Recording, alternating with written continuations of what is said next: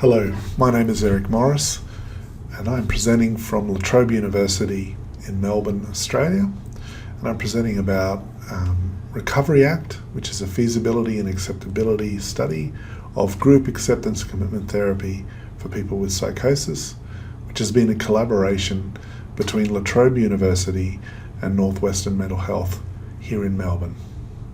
Over the last 15 to 20 years, there have been developments in cognitive behavioural therapies for people with psychosis that have included third-generation CBT processes. One of these is acceptance and commitment therapy. And acceptance and commitment therapy has been both adapted for individual therapy for people with psychosis as well as group-based therapy. What ACT aims to do is encourage more flexible, more accepting and mindful responding to the symptoms of psychosis and associated experiences in order to increase values-based behaviour. There are various adaptations that you make of ACT in order to make it an approach that is useful for engaging people with severe and enduring mental health problems like psychosis. We've described in this paper the adaptations we've made in order to engage people in groups.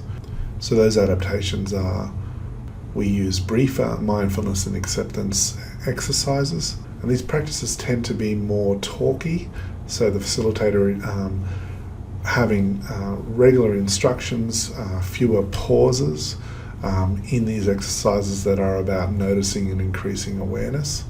We also reduce the number of metaphors that we use, so we tend to use a central metaphor and a lot more physicalizing of the metaphors, so acting them out. The other focus is about values and the idea of constructing directions, chosen life directions that matter to you, and simplifying the values work. So not necessarily having a number of life domains that you're working on, but actually maybe 2 or 3 areas of your life where you're considering what actions you would like to take, the ways that you would like to take these, and practicing noticing and awareness through doing these things from week to week. While there are indications that acceptance and mindfulness-based therapies may be useful for people with psychosis in individual forms, we think that there are various advantages also to doing ACT in group form. That some of this has to do with the model itself, in that many of the ACT metaphors are interactive and actually benefit from more people being involved, such as the central metaphor of the passengers on the bus, which in our groups we end up telling the story of the metaphor, we show animations of the metaphor, we end up acting out the metaphor where the person is the bus driver and their thoughts, experiences, voices, etc. are passengers on their bus as they're seeking to travel in directions in their life as the bus driver. We also think that lots of useful learning can occur by watching others and watching the modelling of others. And it's often easier to notice others getting entangled by unusual experiences rather than noticing this for yourself. Also, observing others being present and willing can promote these processes in yourself and encourage practice of these and curiosity and openness around these. And this can be a powerful experience in seeing other people do this. We also think there's some advantages in terms of making commitments to, in a social context like this. It means that people might be more likely to follow through on committed actions and out-of-session tasks. The other advantage of meeting in a group is that it reduces stigma and increases self-compassion. And we think this is particularly important for people with psychosis who can tend to be marginalized and socially excluded. The group protocol outlines 4 2-hour weekly sessions with 4 to 8 participants in each group, and the groups run with 2 to 3 facilitators. The session content is based around this central metaphor of the passengers on the bus. And in order to facilitate learning, we use an active video to allow participants to approach the content at their own pace. So the active video is of a story of someone called Paul, who has experienced an episode of psychosis and is describing recovering from this. And we link the metaphor of the passengers on the bus to Paul's story by asking group participants what they notice in terms of Paul's passengers, so feelings, thoughts, emotions, this sort of thing, how he responds to these passengers, and also his personal values. So our idea with this central metaphor is then we hang off the various skills and exercises that we do in the group, linking it all the time to what passengers are you noticing, or where is your bus of life going at the moment, and how are you responding to these, as ways of increasing self-awareness. The main components of each group session are mindfulness and noticing exercises, so formal practice in willingness, acceptance skills, and cognitive diffusion skills. Each session has values clarification and setting of goals for committed action. The idea of the ACT groups is to be able to support those people who are stable, being seen by community mental health teams who have psychosis, but maybe struggling with depression or anxiety or negative symptoms, or struggling in terms of their personal recovery and quality of life. We first evaluated these ACT groups in the Act for Life study, which was conducted in South London. The Act for Life study used a baseline control design and evaluated the 4-week ACT group using measures pre, post, and a 3-month follow-up. And the 69 people with psychosis who engaged in those groups, the participants found the intervention acceptable.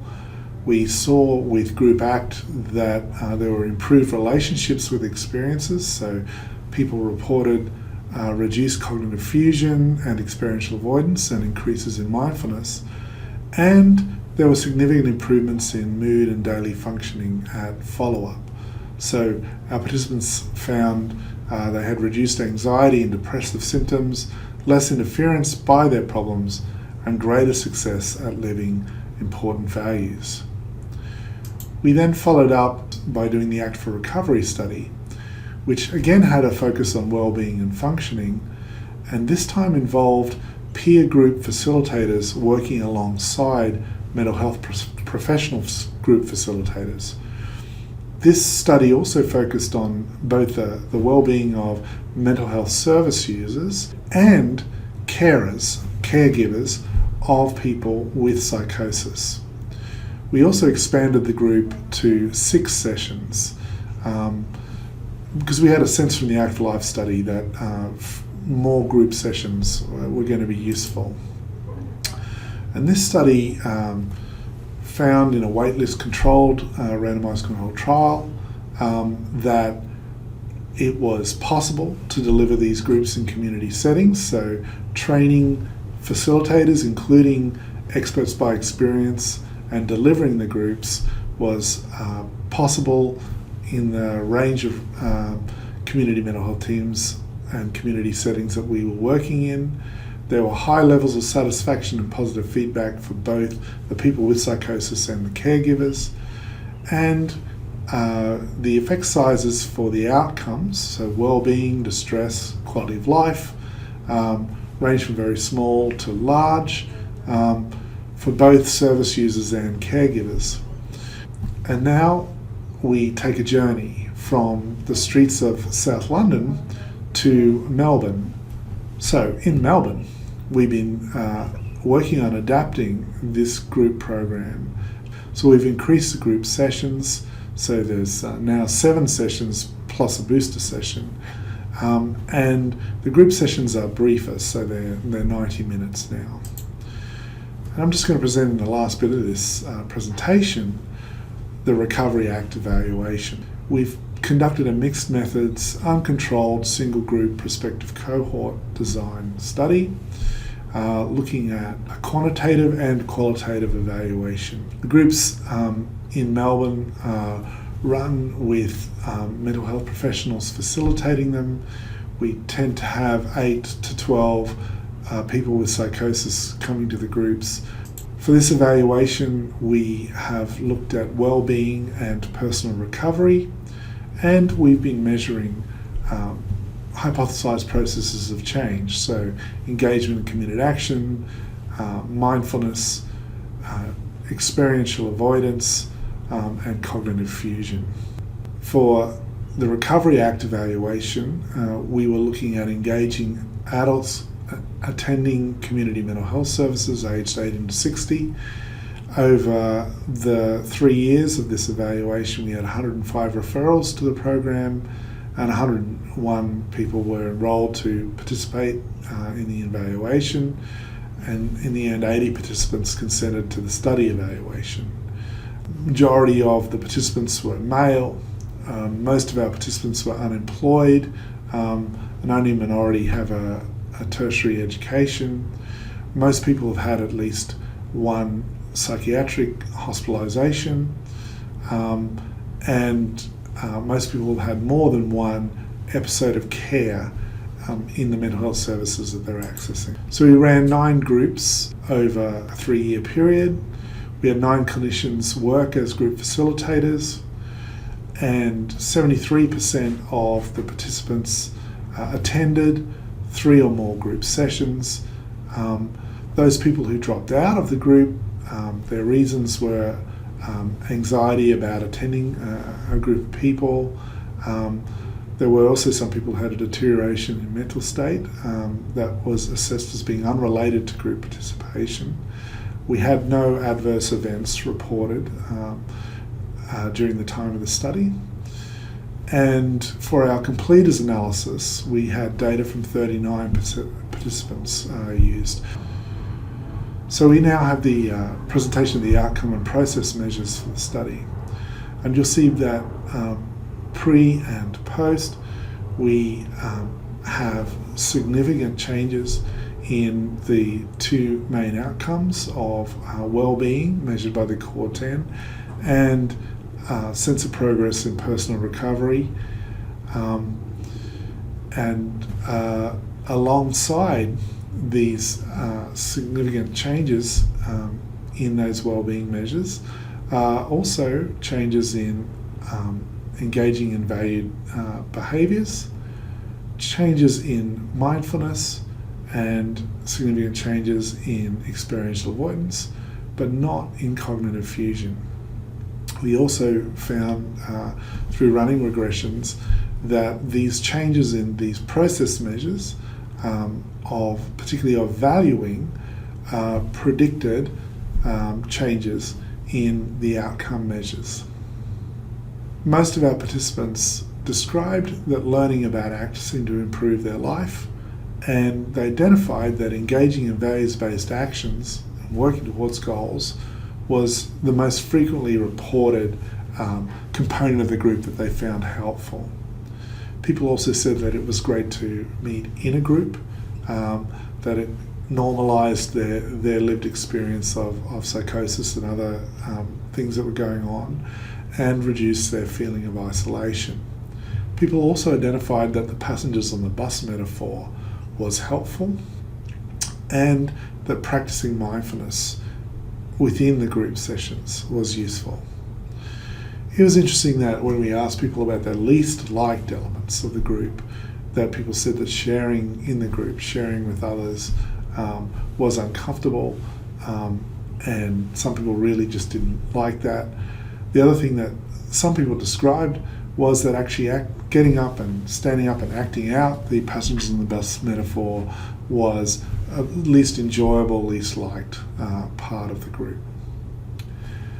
So in this uncontrolled evaluation of this adaptation of acceptance commitment therapy groups for people with psychosis, we found in an Australian context that group ACT is feasible, acceptable, and seems associated with improved outcomes for wellbeing and personal recovery. There are some indications in this study that the process changes that we see linked to the ACT model, so changes in valuing, changes in mindfulness, changes in acceptance or experiential openness seem associated with outcome. However, this is an uncontrolled study, and so our next steps are now to involve experts by experience as peer facilitators of the group, and we're in the process of conducting a multi-site randomized controlled trial of group ACT for psychosis. Thank you.